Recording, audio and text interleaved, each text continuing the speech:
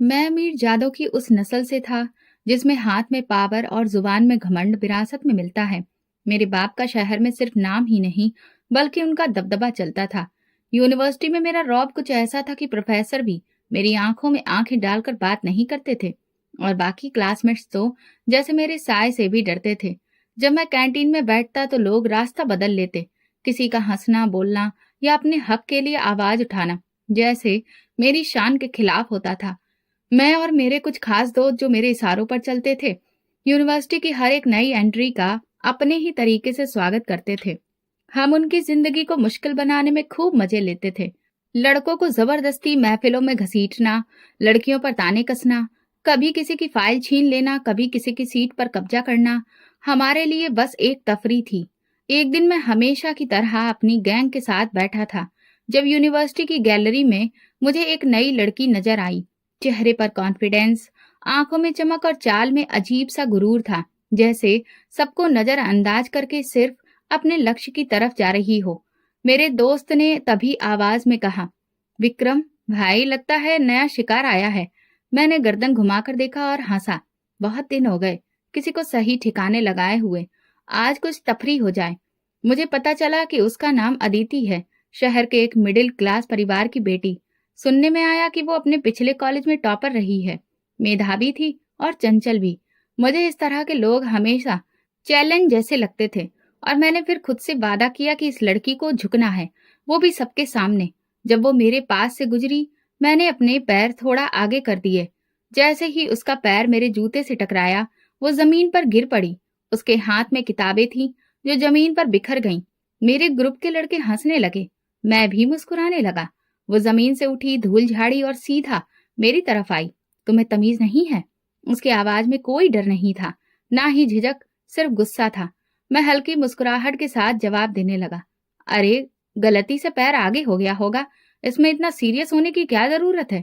वो एक पल खामोश रही, फिर अचानक पूरी ताकत से मेरे मुंह पर थप्पड़ मारा। सबकी हंसी जैसे थम गई। मेरा चेहरा जलने लगा, लेकिन दिल में जो आग लगी वो उस थप्पड़ से कहीं ज्यादा खतरनाक थी। फिर उसने अपनी पानी की बोतल खोली और मेरे सिर पर उड़ेल दी। दिमाग में जो गर्मी भरी है, ये उसे शांत करने के लिए है। अब तुम्हें अच्छे से याद रहेगा कि लड़कियों को कमजोर समझने की सजा क्या होती है, उसने बुलंद आवाज में कहा। यूनिवर्सिटी के काफी सारे लोगों की भीड़ हमारे आसपास जमा हो गई थी। किसी की भी कुछ कहने की हिम्मत नहीं हुई। सब लोग देख रहे थे। मेरी आंखें अदिति पर जमी थीं, जिसके चेहरे पर सुकून था। वो चली गई, लेकिन अपनी जीत का ऐलान करके। मेरे दोस्त मुझे देख रहे थे, किसी को भी हंसी नहीं आ रही थी। मैं वहां पत्थर की तरह खड़ा रहा। मेरे अंदर जैसे कुछ टूट चुका था। मैं एक जिद्दी रही ज्यादा। मुझे कभी किसी ने इस तरह से बेइज्जत नहीं किया था, लेकिन ना जाने क्यों मुझे आज ऐसा लगा जैसे मैं हार गया हूं। उस लड़की ने मेरे घमंड को पैरों तले कुचल दिया, लेकिन मैंने उसी पल दिल में फैसला कर लिया था, ये लड़की मेरी बेइज्जती का कारण बनी है और मैं इसे माफ नहीं करूंगा। वो थप्पड़, पानी, उसका हर शब्द, सबका मैं हिसाब लूंगा। रात को जब मैं अपने कमरे में बैठा, सब कुछ बार बार आंखों के सामने घूम रहा था। अदिति का चेहरा, उसकी आंखें, उसका गुरूर। मुझे गुस्से से ज्यादा अब अजीब सा खिंचाव महसूस हो रहा था। मैं उसके बारे में सोचता जा रहा था और उसका बेखौफ होना मुझे बार बार याद आ रहा था। विक्रम, क्या हुआ? मेरे दोस्त ने पूछा। मैंने सिगरेट सुलगाकर कहा, ये किस्सा अभी खत्म नहीं हुआ है। ये लड़की समझती है कि वो मुझे हरा देगी। अब मैं उसे बताऊंगा कि विक्रम से पंगा लेने का अंजाम क्या होता है। मैं जानता था कि वो चुप बैठने वाली नहीं, यूनिवर्सिटी को इकट्ठा करेगी, मेरे खिलाफ आवाज उठाएगी। लेकिन यही सब तो मैं चाहता था। मैं उसकी हर हरकत को अब अपने गुरूर का हिस्सा बना चुका था। मुझे उस दिन पहली बार मजा आया जब किसी ने बराबरी में मुझे टक्कर दी, और शायद पहली बार किसी की आंखों ने मुझे आईना दिखाया था। पर मैं विक्रम हूँ और आईने को तोड़ने का हुनर मैं जानता हूँ।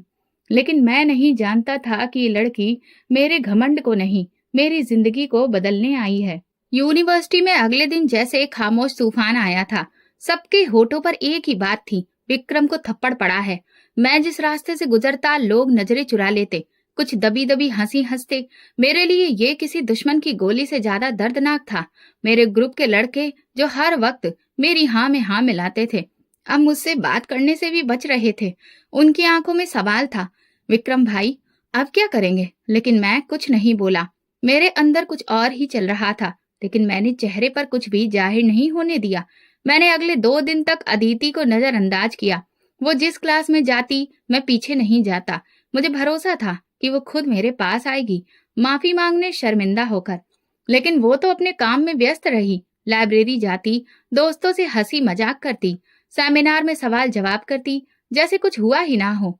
तीसरे दिन मैंने सोचा उसे इस बात का अंदाजा दिलाना पड़ेगा कि मैं यहाँ कौन हूँ। मैंने अपनी पावर दिखाने का फैसला किया। एडमिन ब्लॉक गया, अदिति की फाइल निकलवाई, उसके क्लासेस, असाइनमेंट्स, मार्क्स सब कुछ नोट किया। फिर उसके कोर्स के लेक्चर्स से भी मिला। सर, इस लड़की का व्यवहार बहुत बुरा है। ये बहुत बदतमीज है। क्लास में डिसिप्लिन भी नहीं रखती। अगर कहीं शिकायत दर्ज हो जाए। मैंने बात अधूरी छोड़ी। लेक्चरर ने उलझकर कहा, लेकिन वो तो क्लास की सबसे एक्टिव स्टूडेंट है। मैं मुस्कुराया। एक्टिव होना और बेइज्जती करना दो अलग बातें हैं सर। आप तो समझदार आदमी हैं। वो बात समझ गए। अगले हफ्ते अदिति को एक वार्निंग नोटिस मिल गया कि उसके क्लास में गैर जिम्मेदार व्यवहार की शिकायत आई है। वो नोटिस यूनिवर्सिटी के नोटिस बोर्ड पर चिपका हुआ था, ताकि हर कोई देख सके। मैं वहीं पास में खड़ा था। जब अदिति ने नोटिस पढ़ा, उसके माथे पर बल पड़े और आंखों में एक चमक आई, जैसे वो समझ गई हो कि ये मेरा काम है। लेकिन ना तो वो मेरे पास आई और ना ही कोई सफाई दी। जैसे मेरे हर बार से पहले ही उसने ढाल तैयार कर रखी हो। मेरे लिए ये और भी बर्दाश्त करना मुश्किल हो गया था। मैंने उसके ग्रुप के एक लड़के को अपने पास बुलाया, जो अदिति के काफी करीब था। यार सुनो, वो लड़की अपने आप को क्या समझती है? अगर मुझसे कोई दिक्कत है तो सामने आकर बात करे। क्या तुम इस बारे में उससे पूछ सकते हो? उसने कंधे उचकाए। सर, वो किसी से बात नहीं कर रही। पिछले 2 दिन से बिल्कुल खामोश है। उसकी बात सुनकर मैं गंभीरता से सोचने लगा, शायद ये मेरे वार का असर है। लेकिन अगले दिन जब मैं यूनिवर्सिटी आया तो अजीब सा सन्नाटा महसूस हुआ। अदिति नजर नहीं आई, ना लाइब्रेरी में, ना क्लासेस में, ना कैंटीन में। मैंने एक लड़की से पूछा, आज अदिति नहीं आई? उसने कहा, अरे आपको नहीं पता, उसने यूनिवर्सिटी छोड़ दी। मेरी सांसें रुकने लगीं। क्या? छोड़ दी? क्यों? पता नहीं। कह रही थी घर वालों को कुछ परेशानी है। मैं वहीं बैठ गया। ऐसा लगा जैसे मैदान खाली हो गया हो। जो जंग लड़नी थी, वो कॉम्पिटिटर ही गायब हो गया था।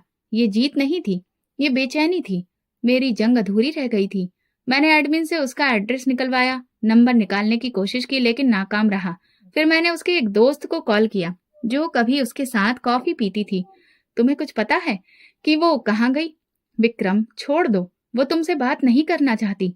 उसने खुद कहा था कि तुम जैसे लोगों से दूर रहना ही ठीक है। उसने मेरे बारे में ये कहा?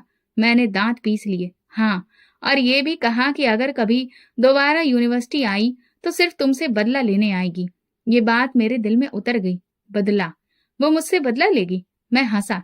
तो फिर ठीक है, अब मैं उसका इंतजार नहीं करूंगा। मैं खुद उसे ढूंढूंगा। उस रात मैंने देर तक अपने कमरे की छत को घूरा और सोचा, ये लड़की अब सिर्फ मेरे गुरूर का सवाल नहीं रही थी, ये मेरी जिद बन चुकी थी। अगर वो समझती है कि वो बचकर निकल गई, तो वो मुझे नहीं जानती। विक्रम जो बात ठान लेता है, वो पूरी करके ही छोड़ता है। और मेरा इरादा अब पक्का हो चुका था। मैं उसे ढूंढ निकालूंगा, उसकी जिंदगी में वापस जाऊंगा और वही दर्द दूंगा जो उसने मेरे गुरूर को दिया था। कई दिन गुजर चुके थे, लेकिन अदिति का ख्याल मेरे मन से निकलने का नाम नहीं ले रहा था। ना वो मेरे सामने थी, ना मेरी पहुंच में, लेकिन उसकी गैर मौजूदगी मेरे आसपास महसूस होती थी।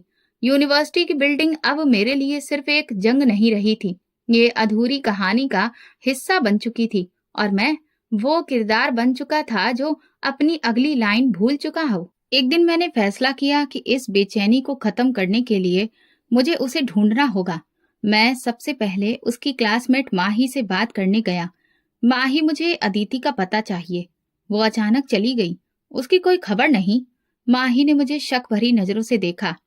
अब तुम्हें उसकी क्यों फिक्र हो रही है? तुमने ही तो उसकी जिंदगी में तूफान खड़ा किया था। मैंने संजीदगी से कहा, बस कुछ जानना है, एक बार मिलना है। कुछ पलों की खामोशी के बाद वो बोली, शहर के पुराने हिस्से में वो रहती है, गली नंबर 7। ये सुनकर मैं सीधा गाड़ी निकालकर उस एरिया में चला गया। वहां की तंग गलियां, छोटे छोटे मकान और एक साधारण सी जिंदगी मुझे आश्चर्य में डाल गई। मैं अब तक जो दुनिया देख चुका था वो उससे बिल्कुल अलग थी। मैंने दिए गए पते पर जाकर एक बूढ़ी औरत से पूछा, आंटी, ये अदिति का घर है? उसने कहा हाँ, लेकिन अब वो यहाँ नहीं रहती। उसके पापा ने उसे नानी के घर भेज दिया है, कुछ दिनों के लिए। क्यों? मैंने पूछा। बूढ़ी औरत ने कंधे झुका दिए। पता नहीं, कोई बात हुई थी यूनिवर्सिटी में। उसके बाद वो काफी परेशान हो गई थी। मैं वापस गाड़ी में बैठ गया, लेकिन मन में कई सवाल घूमने लगे। क्या वो सच में सिर्फ नानी के घर गई है, या घर वालों ने उसे कहीं और भेज दिया है? क्या वो अभी मुझसे नफरत करती है, या शायद कोई और बात है? अगले दिन मैंने अपने जानने वाले रिपोर्टर दोस्त से बात की। मुझे एक लड़की के बारे में जानकारी चाहिए। उसका नाम अदिति है, पिता का नाम मनोज तिवारी। फिर मैंने अदिति का एड्रेस उसे बताया। देखो तुम क्या कर सकते हो। 2 दिन बाद उसने मुझे एक पर्ची पर कुछ लिख कर दिया। ये उसका नया एड्रेस है। और एक बात और, उसकी शादी की बात चल रही है। मेरा हाथ वो पर्ची पकड़ते ही रुक गया। क्या मतलब? शादी की बात? हाँ, उसके पापा के बचपन के दोस्त के बेटे के साथ उसकी मंगनी हो चुकी है। अब शायद शादी होने वाली है। मैं चुप हो गया, जैसे अचानक दिल के अंदर कोई दरार पड़ गई हो। ये जिद थी, मोहब्बत, या सिर्फ हारने का डर? मैं खुद भी नहीं जानता था। बस ये जानता था कि वो किसी और की ना हो। मैंने फैसला किया कि एक बार फिर उसे मिलूंगा। उसके मोहल्ले में गया, दरवाजे पर दस्तक दी। दरवाजा खुला। सामने एक ठीक ठाक उम्र की औरत थी। नमस्ते, मुझे अदिति से मिलना है। मैं उसकी यूनिवर्सिटी का दोस्त हूँ। उस औरत ने शक भरी नजरों से देखा। वो भी बाहर गई है। क्या बात है बेटा? बस उससे कहिए कि विक्रम आया था, वो समझ जाएगी। मैंने सोचा, अगर वो वाकई मेरी तरफ कुछ महसूस करती होगी तो मुझसे बात करेगी, नहीं करेगी तो ये सब खत्म। 2 दिन बाद मैंने उसकी पड़ोसन लड़की को देखा, जो यूनिवर्सिटी में उसके साथ थी। मैंने उसे रोका। तुम अदिति की दोस्त हो ना? सुनो, क्या ये सच है कि उसकी शादी हो रही है? लड़की ने उदास अंदाज में कहा, हाँ। उसके घर वालों को तुम्हारे और उसके बीच होने वाले झगड़े की खबर मिल गई थी। वे बहुत नाराज हुए। उन लोगों की सोच तुम्हारे जैसी नहीं है। वे इज्जत बचाने के चक्कर में उसकी शादी जल्दी कर रहे हैं। लेकिन जिससे शादी हो रही है, वो लड़का क्या अदिति से प्यार करता है? प्यार का तो मुझे नहीं पता, लेकिन अदिति को वो बिल्कुल पसंद नहीं। और ये रिश्ता सिर्फ परिवार के दबाव में हो रहा है। मैं सुन्न हो गया, जैसे मेरे कदमों के नीचे से जमीन निकल गई हो। अदिति को जो दुख मैंने दिया, शायद वो उसकी जिंदगी की सबसे बड़ी सजा बनने जा रही थी। शादी की खबर सुनने के बाद मैं सुकून से नहीं बैठ सका। हर घंटा मुझे बेचैन करता, जैसे वक्त मेरे खिलाफ दौड़ रहा हो। मैंने घर में बताया कि मुझे अदिति से शादी करनी है। मेरे पापा ने पहली बार मेरी बात पर मजाक बनाया। तुम एक मिडिल क्लास लड़की से शादी करोगे? विक्रम, ये जिद है या कोई और वजह? मैंने कहा, यह मेरे दिल की बात है। मैं उससे शादी करना चाहता हूँ। पापा ने गुस्से से अखबार मेज पर दे मारा। तुम्हें हो क्या गया है? हमारी इज्जत, हमारा डर, रुतबा सब छोड़कर तुम एक लड़की के पीछे पागल हो गए हो? मैं अपने कमरे में चला गया। मुझे अंदाजा था कि यह आसान नहीं होगा, लेकिन मैं पीछे हटने वाला नहीं था। अगले दिन मैंने अदिति के मोहल्ले का रुख किया। गली के नुक्कड़ पर वही पड़ोसन लड़की मिली। मैंने उसे रोका। बस एक मैसेज देना है। अदिति से कहो मुझे एक बार मिले। लड़की ने इनकार किया। वो नहीं मिलेगी। उसके माँ बाप ने सख्ती से मना किया है। और वैसे भी शादी की तारीख तय हो चुकी है। कब है शादी? अगले हफ्ते। मेरे कदम वहीं जम गए। एक हफ्ता सिर्फ 7 दिन थे मेरे पास। मैं अगले ही दिन अदिति के घर के पास बाजार में उसे देख बैठा। उसके साथ उसकी माँ थी। वो कपड़े खरीद रही थी, लेकिन चेहरा उदास था, जैसे वो खुद इस फैसले का हिस्सा ना हो, सिर्फ नाटक कर रही हो, जो दूसरों की लिखी हुई कहानी में अपनी लाइनें बोल रही हो। जब उसकी माँ किसी और दुकान में गई तो मैंने फौरन उसका रास्ता रोका। वो चौंक गई, नजर चुराई और मुड़ने लगी, लेकिन मैंने धीरे से उसकी बाजू थाम ली। अदिति, एक बार मेरी बात सुन लो प्लीज। उसने नजरें उठाकर मुझे देखा। विक्रम, तुम यहाँ क्यों आए हो? इसलिए कि मैं तुमसे प्यार करता हूँ। इस शादी को मत होने दो। मैं सच में बदल चुका हूँ। उसने तंज भरी मुस्कुराहट दी। तुम बदल गए हो? जब तुमने मुझे नीचा दिखाया था, तब ये ख्याल क्यों नहीं आया तुम्हें? मेरी इज्जत को तमाशा बनाने में तुम्हें खुशी मिली थी, और आज तुम मोहब्बत की बातें कर रहे हो।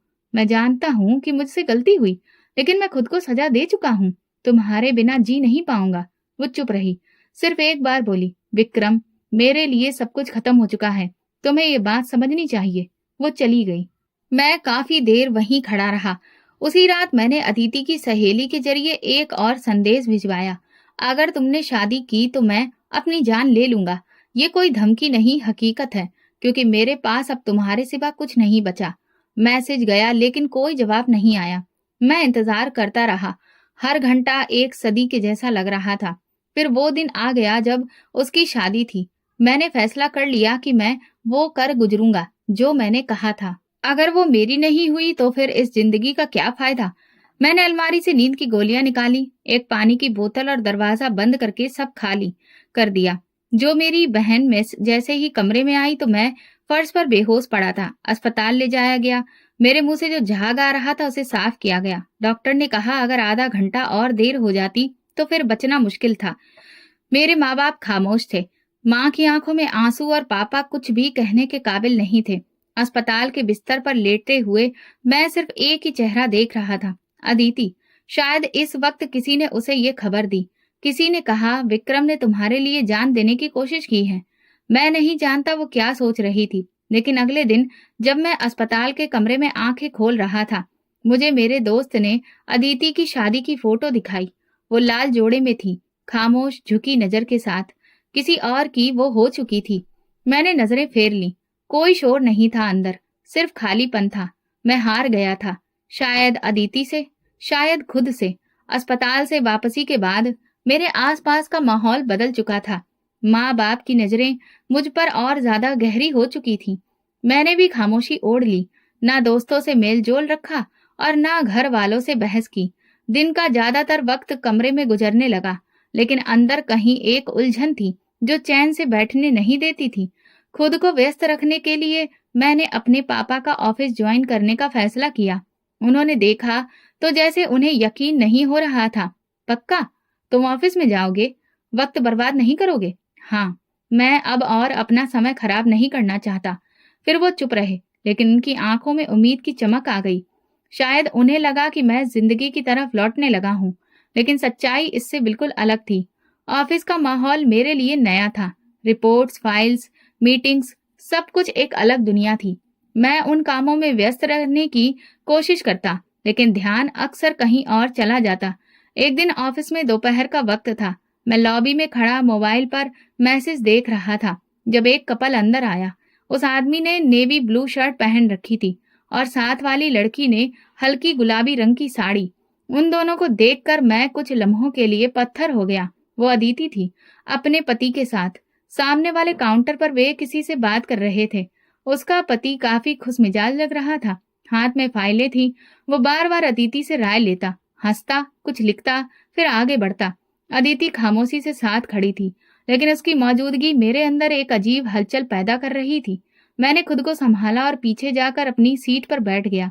दिल चाह रहा था बाहर निकल जाऊं, लेकिन आंखें बार बार दरवाजे की तरफ उठती। कुछ ही देर बाद वे दोनों मेरे डेस्क के पास से गुजरे। उनकी नजरें मेरी तरफ नहीं उठी, लेकिन मैंने साफ देखा, अदिति ने मुझे पहचान लिया था। एक कलीग ने आकर बताया, सर, जो लोग आए थे वो आपकी नई समिति के पार्टनर हैं। उनकी वाइफ का नाम अदिति है। शायद आप जानते हो। हाँ, जानता हूँ। बस इतना कहकर मैं चुप हो गया। उसी रात मैं देर तक ऑफिस में बैठा रहा। सब जा चुके थे, सिर्फ मैं था और मेरा अकेलापन। अगले दिन मैंने उस प्रोजेक्ट की सारी फाइलें मंगवाई जिसमें वो इंसान शामिल था। उसका नाम अमर था। उसके बारे में पढ़ा, उसका बिजनेस प्रोफाइल निकलवाया। पता चला कि वो मिडिल क्लास फैमिली से तरक्की करके एक कामयाब बिजनेसमैन बन चुका है। इज्जतदार, ईमानदार और खानदानी लोग उसकी तारीफ करते थे। दिल में कुछ और उलझन होने लगी। मैंने एक कलीग से पूछा, अमर अपनी वाइफ को साथ क्यों लाया था कल?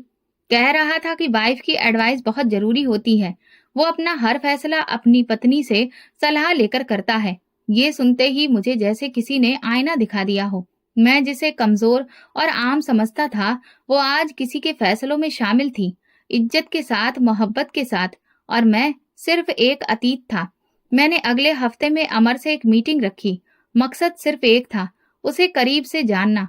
मीटिंग में वो खुलकर बात करता रहा, अपने प्रोजेक्ट्स और एम्बिशंस के बारे में बताता रहा। मैं सुनता रहा। सिर हिलाता रहा, लेकिन अंदर ही अंदर किसी और जंग में उलझा हुआ था। जब वो जाने लगा तो मैंने कहा, अमर साहब, आपकी पत्नी बड़ी खुशनसीब है जो आप जैसे पति उन्हें मिले हैं। वो मुस्कुराया। नहीं, लकी तो मैं हूं जो अदिति जैसी समझदार और वफादार पत्नी मिली है। ये सुनकर मेरा दिल और डूब गया। अदिति के नाम किसी और के फक्र से जुड़ा सुनना मेरे लिए किसी हार से कम नहीं था। मैं समझ चुका था कि अगर अदिति को दोबारा अपनी जिंदगी में लाना है तो अमर के होते हुए उस तक पहुंचना मुमकिन नहीं। उसके आसपास मौजूद दीवारों को कमजोर करना पड़ेगा, और उन दीवारों में सबसे मजबूत अमर ही था। वो उसका पति था, उसका रखवाला, उसका भरोसा। मुझे वही भरोसा तोड़ना था। मैंने अमर के साथ काम के बहाने और ज्यादा वक्त गुजारना शुरू किया। हर मीटिंग में हल्की बातों से शुरुआत, धीरे धीरे उसके पर्सनल मामलों की तरफ मैं बढ़ता गया। वो बेफिक्र इंसान था, दूसरों की बातों में जल्दी आ जाता था। एक दिन मैंने उससे पूछा, अमर, तुम्हारी शादी को कितना वक्त हुआ है? बस 4 महीने। और अदिति कैसी पत्नी है? वो मुस्कुराया। समझदार है, लेकिन थोड़ी खामोश मिजाज है। कम बोलती है और अपनी बातें अपने तक रखती है। ये तो अच्छी बात है, लेकिन कभी कभी खामोशी बहुत कुछ छुपा भी लेती है। मैं इस बात को यूं ही छोड़ दिया। उसने चौंक कर मेरी तरफ देखा। क्या मतलब? नहीं, बस यूं ही कहा। मैं किसी पर शक नहीं कर रहा। अदिति समझदार लगती है। शायद कुछ बातें वो अतीत में छोड़ आई हो, जिन पर अब वो पर्दा डालना बेहतर समझती है। अमर खामोश हो गया। मैंने बात बदल दी, लेकिन शक का बीज बो चुका था। अगले दिन मैं ऑफिस की कैंटीन में अमर को अकेले बैठा देखा। उसके पास जाकर बैठ गया। वो उलझा हुआ लग रहा था। सब ठीक है? हाँ, बस थोड़ा सा टेंशन है। कभी कभी लगता है कि अदिति दिल से मेरे साथ नहीं है। शायद वो किसी और को नहीं भूल पाई है। मैंने नरमी से कहा, जैसे सिर्फ हमदर्दी का इजहार कर रहा हूँ। क्या तुम कुछ जानते हो विक्रम? अरे नहीं यार, बस अंदाजा है। यूनिवर्सिटी में कुछ सुना था, लेकिन तुम्हें बताना ठीक नहीं समझा। अब बताओ। वो जिद पर आ गया। यूनिवर्सिटी में उसका किसी के साथ झगड़ा हुआ था। वो लड़का उसके पीछे दीवाना हो गया था। सुना है उसने खुद की जान लेने की भी कोशिश की थी।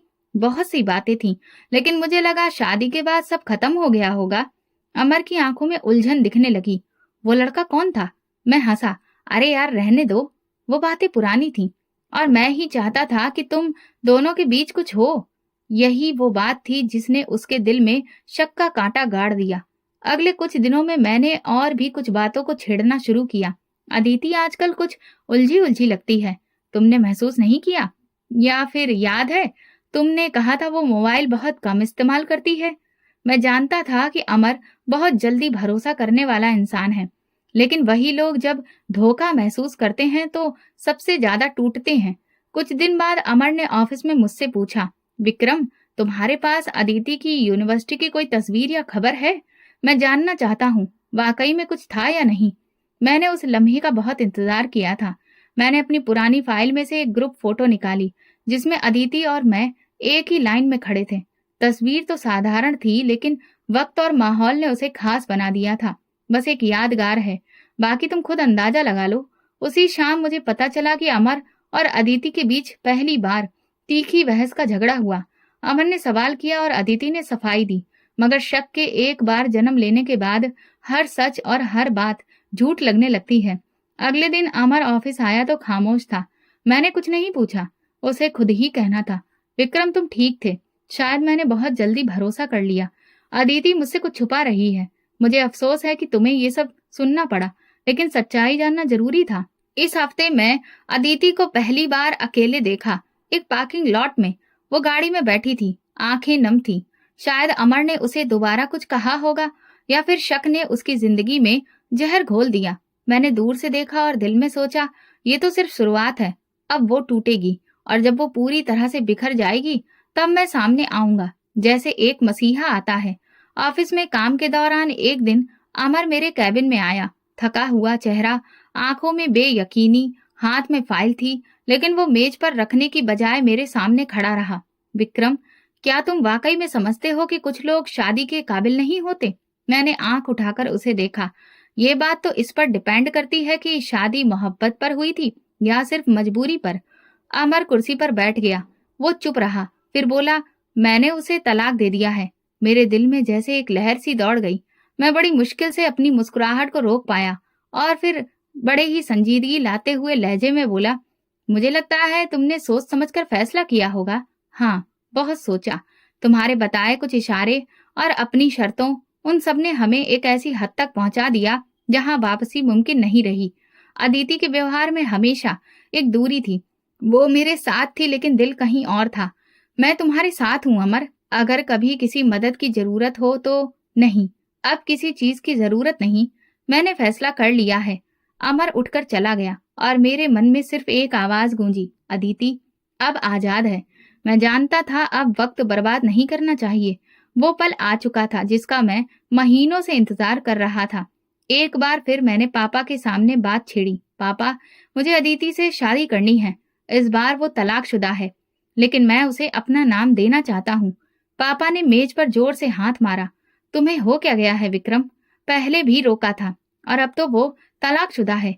क्या दुनिया में लड़कियां खत्म हो गई हैं? दुनिया जो भी कहे, मुझे कोई परवाह नहीं। आप सिर्फ इतना समझिए कि ये मेरी जिंदगी का सवाल है। माँ भी कमरे में आ गई। विक्रम बेटा, लोग क्या कहेंगे? हमारी हैसियत, इज्जत। अगर आपको मेरी जिंदगी की फिक्र है तो बस एक बार मेरा साथ दे दीजिए। मैं किसी से नजर नहीं चुराऊंगा। खुलेआम सबके सामने शादी करना चाहता हूँ। उन दोनों की खामोशी अब मेरे हक में आ चुकी थी। आखिरकार जब मैंने 3 दिन तक खाना छोड़ रखा और उनके सामने बोलना बंद कर दिया तो पापा ने एक शाम कहा, ठीक है, रिश्ता लेकर चलते हैं, लेकिन याद रखना, अब की बार अगर कोई गलती हुई तो हम तुम्हें कभी माफ नहीं करेंगे। मैंने इस बात पर सिर हिलाया। मुझे किसी माफी की जरूरत नहीं थी, क्योंकि ये सब मेरे प्लान का ही हिस्सा था। 2 दिन बाद हम अदिति के घर गए। दरवाजा उसकी माँ ने खोला। पापा ने कुछ औपचारिक बातें की और फिर कहा, हम रिश्ता लेकर आए हैं। हमारे बेटे को आपकी बेटी से शादी करनी है। उसके पापा कुछ देर चुप रहे, फिर बोले, हमें हैरत है, पहले भी यही लड़का था जिसकी वजह से हमारी बेटी बदनाम हुई और अब वही शादी भी करना चाहता है। पापा ने तुरंत जवाब दिया, इस बार हम खुद आए हैं और आपको इज्जत से बेटी का हक देना चाहते हैं। उनके चेहरे पर नरमी आ गई। अदिति खुद क्या चाहती है? कमरे के कोने में बैठी अदिति चुपचाप सब कुछ सुन रही थी। उसे बुलाया गया। वो सामने आई, सिर झुकाए हुए धीरे से बोली, अगर पापा तैयार हैं तो मुझे कोई ऐतराज नहीं है। ये शब्द मेरी जीत का डंका बजा रहे थे। मैं जानता था उसकी हाँ में सच्चाई नहीं थी, शायद थकान थी, लेकिन मुझे उसकी थकान से कोई मतलब नहीं था। मुझे तो बस शादी करनी थी। वापसी पर पापा खामोश गाड़ी में बैठे हुए थे। फिर बोले, विक्रम, हमने तुम्हारी जिद मान ली। अब ये रिश्ता इज्जत से निभाने की कोशिश करना। उस रात मैंने अदिति को मैसेज किया, शादी से पहले का पहला मैसेज। तुम्हारे बगैर जीना मुश्किल लगता है। तुम्हारी खामोशी ने मुझे जिता दिया। बस थोड़ा और सब्र, तुम अब मेरी होने वाली हो। उसने जवाब नहीं दिया, लेकिन मुझे उसकी खामोशी का मतलब पता था। हमारी मंगनी बहुत सादगी से हुई, ना कोई शोर, ना कोई रस्मों की भरमार। दोनों घरों में खामोशी का समा था, जैसे सब जानते हो कि ये रिश्ता खुशी से नहीं, हालात से जुड़ा है। लेकिन मेरे लिए ये खामोशी सबसे बड़ी कामयाबी थी। मैंने वो मुकाम पा लिया था जहां से अपनी अगली चाल बहुत आसानी से चली जा सकती थी। मंगनी के अगले दिन ही मैंने अदिति को मैसेज किया, कभी सोचा भी नहीं था कि तुम मेरी जिंदगी में इस तरह वापस आओगी। अब की बार सब कुछ ठीक होगा। जवाब 2 दिन बाद आया, बस प्रार्थना है कि जो कुछ हुआ उससे आगे बेहतर हो। अब मैं अपने आप को बहुत सच्चा और नरम दिल दिखाने लगा। हर रोज सुबह टाइम से मैसेज, शाम को हालचाल, किताबों की तस्वीरें, फिल्मों की बातें। मैंने हर तरीका अपनाया जो किसी मोहब्बत करने वाले मर्द का हो सकता है। एक दिन मैंने पूछा, तुम्हें मेरी बातों से उलझन तो नहीं होती? अदिति ने कहा, नहीं, बस कुछ वक्त लगेगा सब कुछ नॉर्मल होने में। मैं जानता था वक्त ही तो मेरे पास था और इस वक्त को मैं अपने फायदे में इस्तेमाल करना चाहता था। 2 हफ्ते बाद मैंने पहली बार उसे कॉल की। अदिति, कभी लगा क्या हम एक दूसरे से इस तरह से बात करेंगे? नहीं, सच कहूं तो नहीं लगा था, और अब कुछ चीजें वक्त के साथ बदल जाती हैं। मैंने बात आगे नहीं बढ़ाई, लेकिन दिल में एक और निशान लगा लिया। जितना वो नरम हो रही थी उतना ही मेरा प्लान सख्त हो रहा था। हफ्ते में एक बार मैं उसके घर जाता, माँ के हाथ की चाय, छोटे भाई की शरारत और अदिति की खामोश मौजूदगी में सब कुछ बर्दाश्त करता, बल्कि प्यार से जवाब देता। एक दिन मैंने उसके छोटे भाई को साइकिल लेकर दी, माँ को साड़ी दी, पापा के लिए अच्छी कमीज लाया। मैं वो सब कुछ कर रहा था जो एक बेहतरीन दामाद करता है, लेकिन हर अमल मेरे अंदर की एक कड़ी लहर को दबाने के लिए था। जो सिर्फ सही वक्त का इंतजार कर रही थी। मंगनी के 1 महीने बाद अदिति ने पहली बार खुद से मैसेज किया, विक्रम, लगता है तुम सच में बदल गए हो। मैंने जवाब दिया, तुमने मुझे बदल दिया। तुम ही वो वजह हो जिसने मुझे खुद को पहचानने पर मजबूर किया। इसके बाद वो मुझसे ज्यादा खुलकर बात करने लगी। कभी पुरानी तस्वीर, कभी यूनिवर्सिटी की यादें, कभी सवाल कि क्या वाकई तुमने मेरी खातिर वो सब किया था। मैं हर बार सच्चाई के रंग में खुद को लपेटता और वो हर बार बेखबर भरोसा करती रही। एक दिन शाम को फोन पर उसकी आवाज हल्की सी कांप रही थी, विक्रम, मुझे लगता है मैं तुमसे फिर से प्यार करने लगी हूँ, और इस बार शायद पहले से ज्यादा। मैंने आंखें बंद करके गहरी सांस ली। मुझे तुम पर हमेशा से भरोसा था। फोन बंद हुआ और मैं देर तक छत की तरफ देखता रहा। वो जाल जो मैंने बिछाया था अब पूरा हो चुका था। शिकार उसमें पूरी तरह उलझ चुका था। अगले दिन मैंने अपने पुराने दोस्त से मुलाकात की, जो मेरी हर बात जानता था। उसे सब कुछ बताया। अब तो वो पूरी तरह से मेरे काबू में है। बस शादी की तारीख तय हो जाए, फिर वही होगा जो बरसों पहले होना चाहिए था। दोस्त ने हंसते हुए कहा, कमाल है विक्रम, तुमने तो दिल ही तोड़ दिया। नहीं, अभी दिल नहीं टूटा। अभी तो सिर्फ मोहब्बत का खोल चढ़ाया है। दिल तो उस दिन तोड़ूंगा जब वो सोचेगी कि वो सच में खुश है, और मैं उससे वो सब छीन लूंगा। मेरी हर मुस्कुराहट, हर वादा, हर मोहब्बत भरा जुमला सब धोखा था। वो धोखा जो मैंने अपने गुरूर को खुश करने के लिए रचाया था। अदिति पूरी तरह से मेरे कंट्रोल में थी। वो जो कभी मेरे खिलाफ सबके सामने खड़ी थी, अब मेरी एक कॉल पर मुस्कुरा देती थी। शादी का प्रोग्राम बिल्कुल साधारण था। ऐसा लग रहा था जैसे सबने एक दिशा पकड़ ली हो, लेकिन मेरे अंदर एक और ही तरह की सुकून की लहर दौड़ रही थी। वो सुकून जो किसी आज के मुहाने पर खड़े होकर मिलता है, वो आग जैसे मैं बरसों से पाल रहा था। शादी के वक्त मैं बहुत खुश था, जिसे दूसरे शायद मेरी किसी और खुशी की वजह समझ रहे थे, लेकिन मेरे लिए ये किसी पुरानी दुश्मनी की जीत का ऐलान था। रात गए अदिति मेरे कमरे में आई। दुल्हन का लिबास, माथे पर छोटी सी बिंदी, हाथ में चूड़ियों की खनक, सब कुछ वैसा ही था जैसे किसी फिल्म का नजारा होता है। लेकिन मेरी कहानी की स्क्रिप्ट कुछ और ही लिखी जा चुकी थी। मैं बेड पर टेक लगाए बैठा था। जैसे ही वो पास आकर बैठने लगी, मैं सीधा होकर बैठ गया। तुम्हें लग रहा होगा कि तुमने सही फैसला किया है, मैंने उसकी तरफ देखे बिना कहा। वो चौंकी, लेकिन फिर खुद को संभाल कर बोली, मैंने सिर्फ वक्त के फैसले को अपना लिया है, वक्त नहीं। तुमने मेरी मर्जी को ठुकराया है, और आज मैं तुम्हें वो तोहफा देने वाला हूँ जो शायद किसी पति ने अपनी पत्नी को ना दिया हो। उसके चेहरे पर सवाल था। क्या मतलब?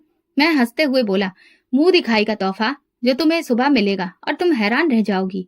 वो कुछ कहने लगी, लेकिन मैंने जेब से एक नेकलेस निकाला और उसके गले में डालने की कोशिश की, फिर एक झटके से खींच लिया। वो लड़खड़ा गई, आंखों में दर्द के आंसू भर आए। ये कैसा मजाक है? उसने रोते हुए पूछा। ये मजाक नहीं, ये तो शुरुआत है। तुम्हें याद है, तुमने सबके सामने मुझे बेइज्जत किया था। आज उसी बेइज्जती का पहला अंजाम तुम्हें मिला है। वो पीछे हटने लगी, लेकिन मैंने उसका हाथ मजबूती से पकड़ लिया। यहाँ से बाहर जाने के बारे में सोचना भी मत। शादी करके लाया हूँ, तुम पर पूरा हक है मेरा। विक्रम, तुम होश में तो हो? उसकी आवाज कांप रही थी। होश? उसी दिन था जब तुमने सबके सामने मुझे थप्पड़ मारा था। अब मेरा वक्त है। तुमने मेरे गुरूर को तोड़ा था, अब तुम्हें टूटना पड़ेगा। वो कोशिश करती रही खुद को छुड़वाने की, लेकिन मैंने कमरे का दरवाजा बंद कर दिया। उसकी सिसकियां दीवारों से टकरा रही थी, लेकिन मेरी सोचने समझने की क्षमता खत्म हो चुकी थी। मुझे जाने दो विक्रम, प्लीज। मैं तुमसे माफी भी मांग चुकी हूँ। क्या तुम्हें अब भी सुकून नहीं मिला? अभी कहाँ मिला है? अभी तो रात शुरू हुई है।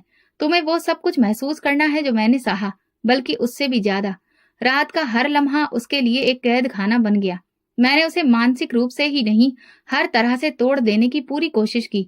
सुबह जब वो नींद में टूटी हुई बिस्तर के कोने में बैठी थी, मैंने साइड टेबल से एक फाइल निकाली। ये है तुम्हारा मुंह दिखाई का तोहफा। उसने कांपते हाथों से फाइल खोली। तलाक के कागज। तुम ये क्या कर रहे हो विक्रम? क्योंकि तुम सिर्फ मेरे अहंकार का शिकार थी। मुझे तुमसे कभी प्यार नहीं था। ये सब एक प्लान था, और तुम उस प्लान का हिस्सा। वो कुछ कहने के काबिल ही नहीं रही। उसकी आंखों से लगातार आंसू बहते रहे, और चेहरे पर ऐसा सदमा था जो कि शब्दों से बयान ही नहीं हो सकता था। याद है, तुम खुद को बहुत समझदार समझती थी, टॉपर, बागी। आज देख लो, तुम भी एक मोहरा बनकर रह गई हो। और हाँ, ये पैसे ले लो, तुम्हारी कल रात की कीमत। मैंने कुछ नोट उसके सामने फेंके। उसने नोटों को नहीं देखा, बस मुझे घूरती रही। तुमने जो किया उसका अंजाम तुम्हें खुद भुगतना होगा। मैं हंस पड़ा। हो सकता है, लेकिन आज की रात मेरी थी और तुम एक कैदी, यही काफी है।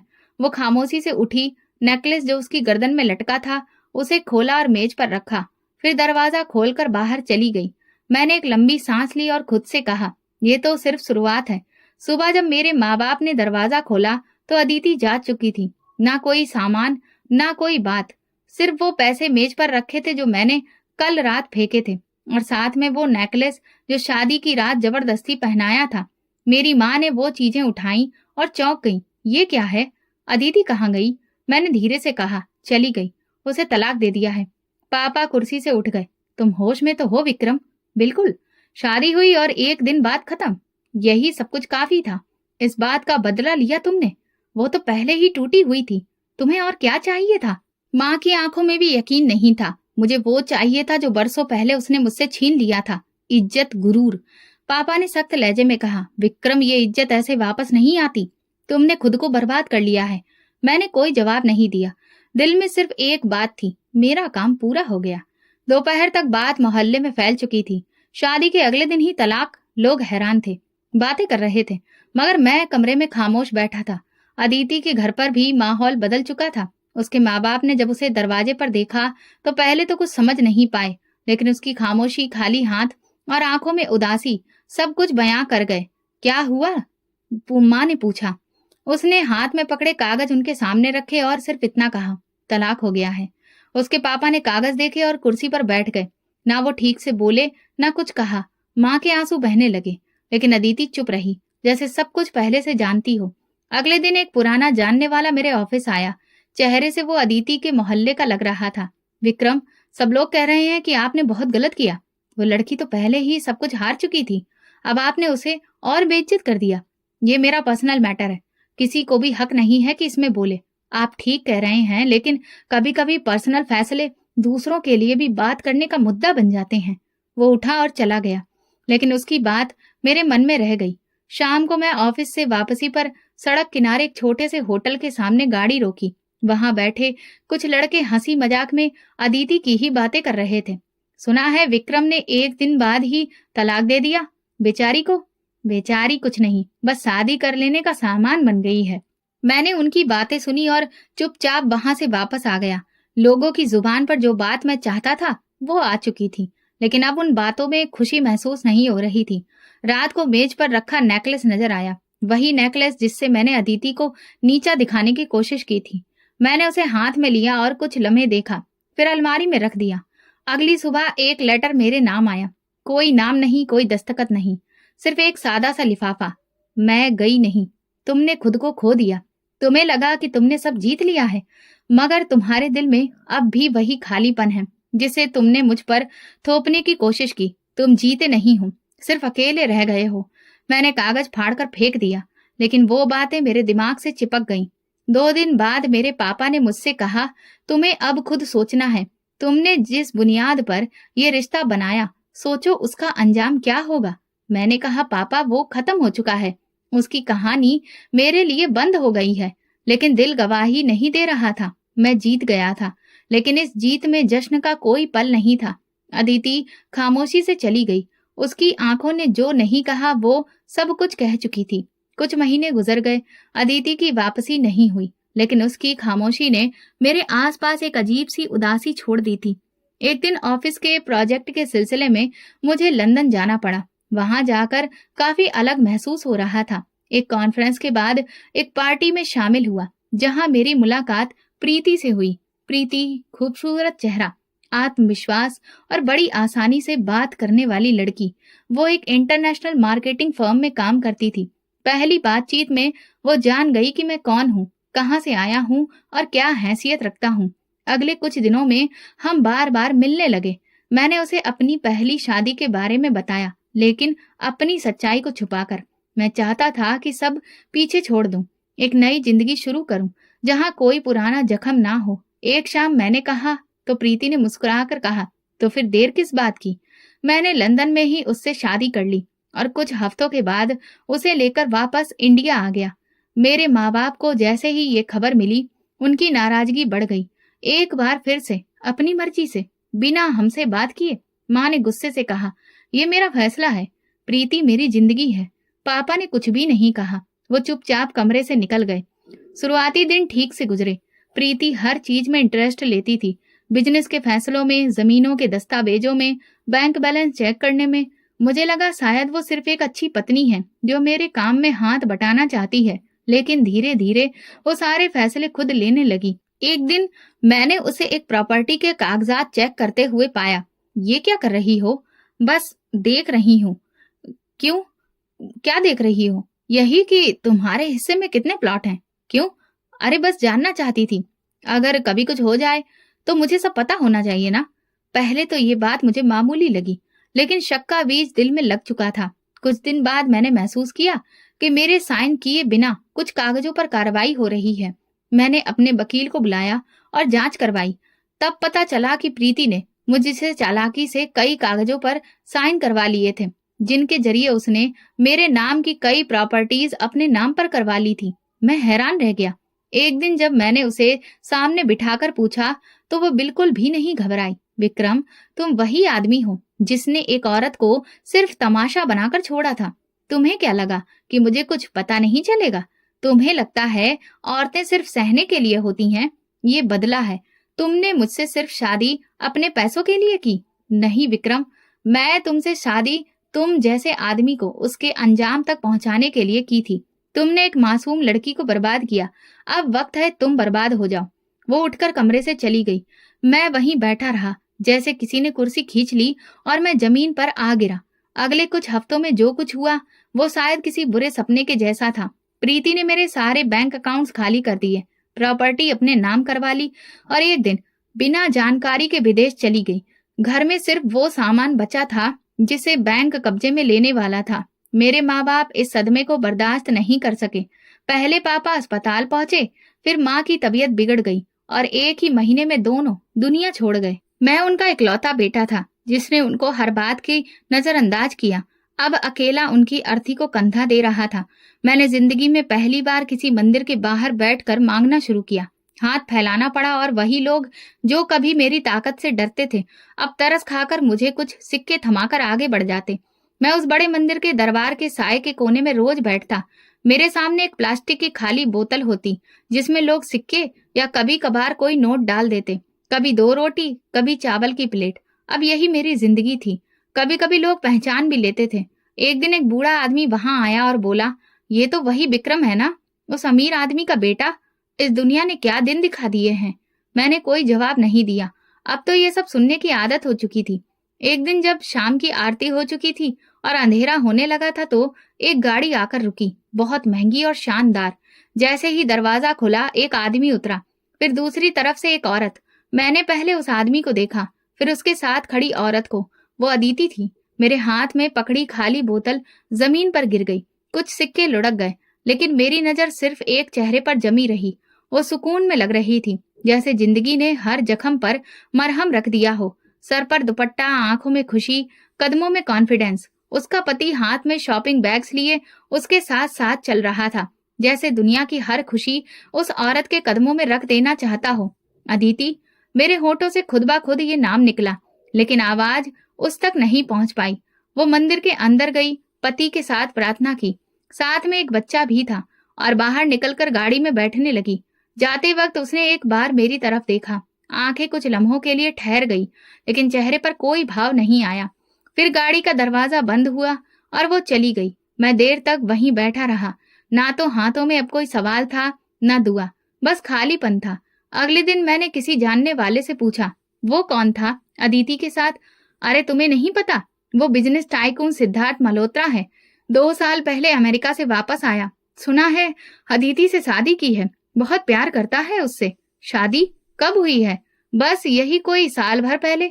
और सुनो, अदिति खुद एक फाउंडेशन चला रही है, विधवा और गरीब लाचार औरतों के लिए। पूरे शहर में उसकी इज्जत है। मैंने सिर झुका लिया। फाउंडेशन? वही अदिति जो कभी मेरे बदले का निशाना बन गई थी, अब दूसरों के दुख बांट रही थी। वो जो मेरे जुल्म के बाद खामोशी से चली गई थी, आज सबकी आवाज बन गई थी। मैंने वो रात मंदिर के पीछे गुजारी, जहां रोशनी कम थी और सवाल ज्यादा। कई घंटे नींद नहीं आई। एक हफ्ता गुजर गया। मैं मंदिर के बाहर बैठा लोगों की प्रार्थनाएं और उनकी सिसकियां सुनता रहा, लेकिन खुद के लिए कोई भी दुआ नहीं की। फिर एक दिन वही गाड़ी फिर से आई। इस बार अदिति गाड़ी से उतरी। हाथ में कुछ लिफाफे थे, शायद दान देने के पैकेट।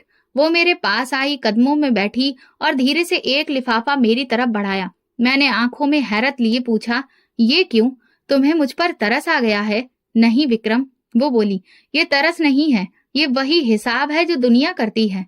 तुमने जो बोया वही काटा, और मैं सिर्फ अपनी तरफ से अपना फर्ज निभाने आई हूँ। तुम जीत गई अदिति, तुमने सब कुछ पा लिया। नहीं, मैं सिर्फ वो सब वापस लेने आई हूँ जो तुमने मुझसे छीना था, इज्जत, खुददारी और सुकून। और वो मुझे मेरे भगवान ने लौटा दिया। और मैंने पूछा, तुम सिर्फ अपनी बद्दुआ का नतीजा हो। तुम्हारा अंजाम तुम्हारे कर्मों से जुड़ा है, किसी और से नहीं। उसने लिफाफा मेरे कदमों में रखा और बिना पलटे वहां से चली गई। मैंने वो लिफाफा नहीं खोला, बस वहीं पड़ा रहने दिया, जैसे कि वो मेरी हैसियत की निशानी हो। उस दिन के बाद मैंने लोगों से भीख मांगना भी छोड़ दिया। अब सिर्फ चुपचाप दीवार से टेक लगाकर बैठता और आने जाने वालों को देखता। जब कभी किसी औरत के हाथ में बच्चा देखता या कोई पति पत्नी एक दूसरे के लिए फूल लेते तो मेरी आंखें नम हो जाती, क्योंकि मैं जानता हूँ मैंने सब कुछ खो दिया, सिर्फ अपने गुरूर की भेंट चढ़ाकर। मेरी कहानी खत्म हो चुकी है, लेकिन अदिति की नहीं। उसका सफर जारी है। उसका नाम अब सम्मान से लिया जाता है, और मैं सिर्फ एक भूली बिसरी याद हूँ। एक ऐसा अंजाम जिसे लोग देखते हैं और सीखते हैं कि इंसान जब अपने रास्ते से हट जाता है तो अंजाम से वापस उसी जमीन पर लुढ़कता है जहां से वो उड़ान के सपने देखता था। ये कहानी हमें सिखाती है कि जुल्म, गुरूर और बदले का अंजाम हमेशा बर्बादी होता है। सच्चाई, सब्र और खामोशी ही हमें एक न एक दिन इंसाफ के रास्ते पर पहुंचा देती है। तो दोस्तों, अगर आपको हमारी कहानी पसंद आई हो तो कमेंट करके जरूर बताएं। वीडियो को लाइक करें और ज्यादा से ज्यादा शेयर करें। अगर आप चैनल पर नए हैं तो सब्सक्राइब जरूर करें और नोटिफिकेशन बेल दबाएं ताकि अगली अपडेट सबसे पहले आपको मिले। धन्यवाद।